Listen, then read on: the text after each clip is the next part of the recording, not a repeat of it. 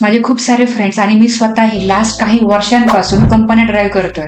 So आमचा फक्त एकच प्रॉब्लेम आहे की असं नाही की ऍप्लिकेशन्स मिळत नाहीयेत, लोक खूप ऍप्लिकेशन्स पाठवतात, खूप सारे इंटरव्ह्यू होतात, पण स्किलच नाही लोकांकडं. सो मेन जो प्रॉब्लेम आहे आपला की नाही, आपल्याकडे डिग्री आहे, आपल्याकडं एज्युकेशन आहे, 10th आहे, 12th आहे, आणि त्या बेसिसवर मला कोणीतरी पॅकेज द्यावं, तर हा गैरसमज आहे.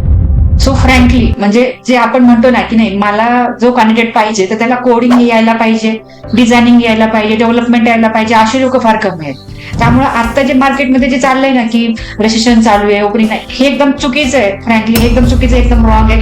भरपूर ओपनिंग आहेत, खूप सगळ्या कंपन्या मागतात ते रिक्वायर्ड स्किल सेट, पण लोकांकडे स्किल सेट नाही. त्यामुळे अजूनही तुमचा स्किल सेट वरती जास्त फोकस असला पाहिजे.